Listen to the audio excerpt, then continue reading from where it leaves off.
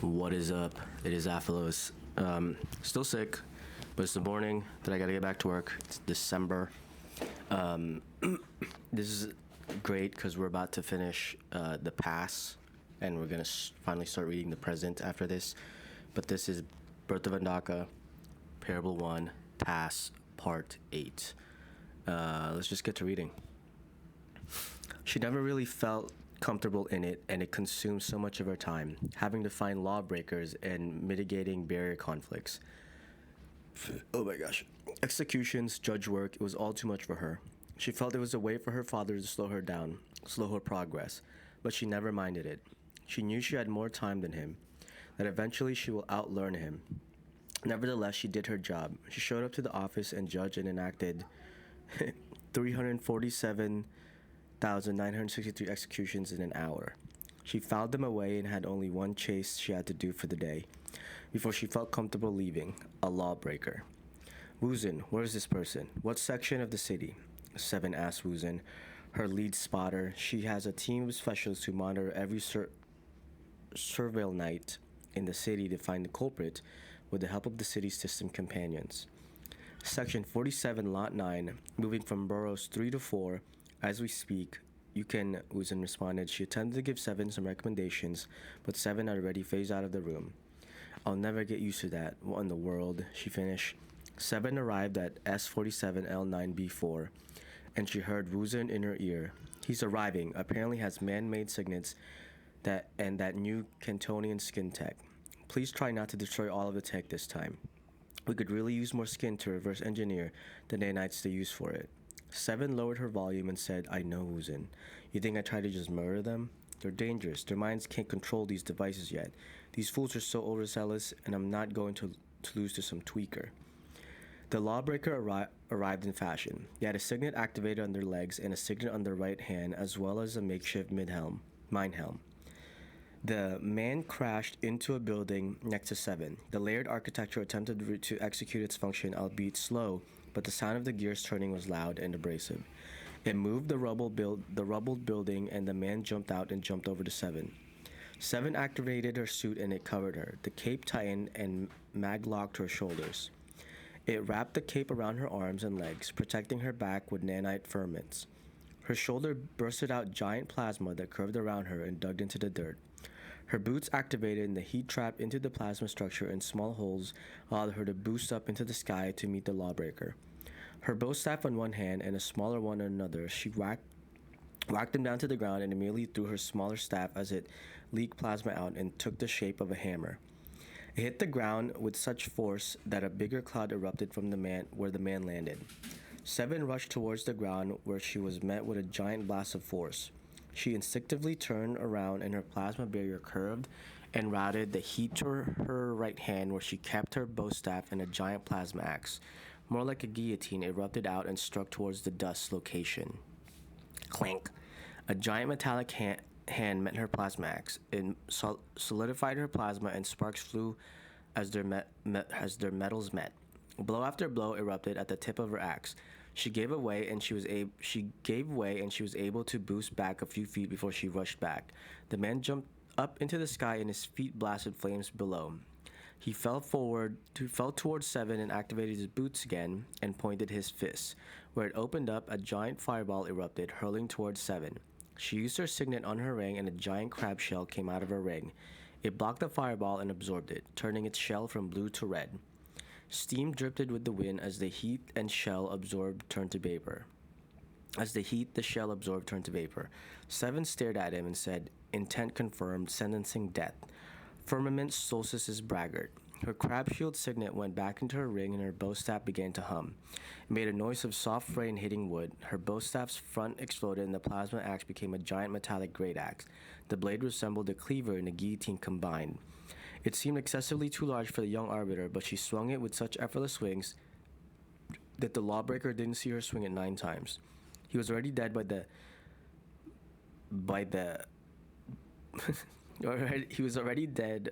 he heard the first few drops of the rain. Lawbreaker apprehended.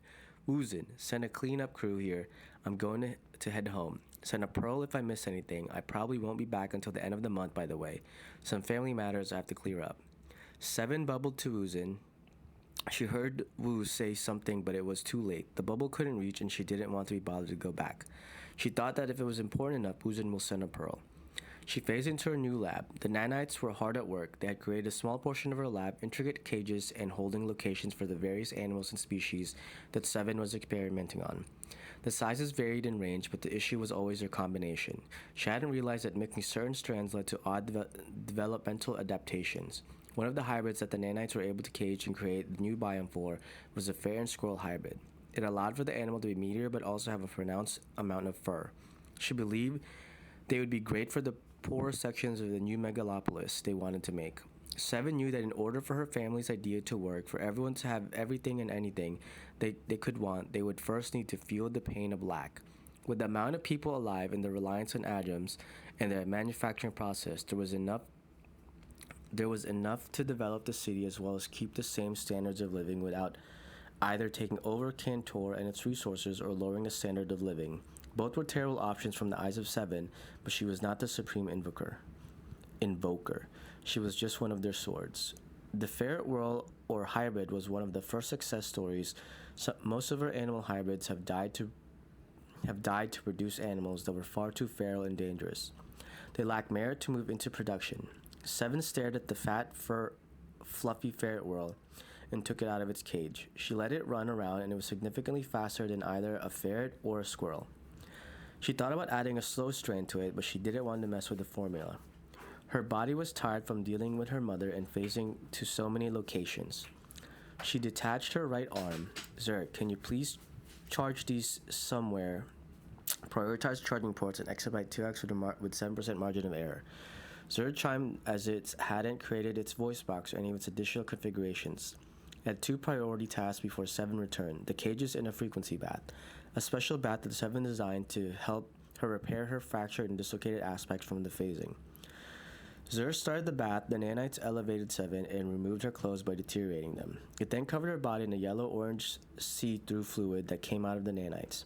It hardened around her, and the nanites became 7 concentric circles around her and blasted a specific frequency that destroyed the hardened goop. Each wave blast eroding the material. With each clash, a small rift occurs that phases a position until a loop had been united, a knot that needs unbending. It jolted Seven, and she felt her brain and heart pulse in unison with each blast of the sounds. Her mind drifted to when she discovered the repair cycle until her lab went dark. Her nanites stopped blasting, and she fell into the ground. She struggled and struggled trying to get out of the fluid, but it wasn't broken enough. She yelled and yelled for Zur, but nothing answered from the darkness until it beckoned her name. 7. What? 4. 3. She pressed the middle of her palm, and her left hand erupted. The top of her shoulders ejected her bones out and ruptured and broke the solid liquid. Her arms turned soft, and she jumped towards her other hand as she was landing. Her bones jettisoned back into her arm and shoulders in her arm. She landed and swiftly put her other arm back. A portal lifted in front of her, and a giant man walked out with 3 heads, snarling dogs, drooling with blood of fairy tale and nature, green, yellow, and red, and blue. Green, yellow, red, and blue. So much liquid and blood oozing out of their mouths, it stepped closer towards Seven.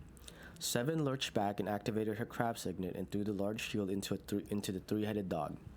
It snapped it with one bite. As it bit down, Seven was already there with a whisper. Firmament Solstice's braggart. Her great executioner's blade erupted and lit up the room, more so than the lightly glimmering portal revealed the horrid face of the dog. A 3-headed monster with a central face within its neck protruding out. It had an ear on its forehead, a singular eye, a nose, its mouth covered by the neck of the muscular body. Seven felt her body shake as she released her apprehension into conviction. She tightened the grip on the handle and swung for its jugular. The face turned towards the blade, and its monstrous mouth erupted, teeth as yellow as sin. It bit down on the hot plasmial steel. It bit down on the hot plasmial, crushing it. The monster smacked Seven, and she flew into the wall. Seven jumped back and uttered, "First Zeal of Barnabas," which is Sabbath. Before it could go off, she lost control of its functions. She floated. Lights flickered from the orbs, mushrooms around the cave. The animals began to quiet down. The monster spoke. "Learn, survive, become. The 4th has been slain.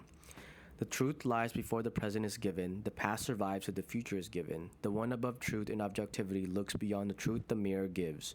Your reflection is your debt. Nurture it well, or salvation shall not be yours, O favored one."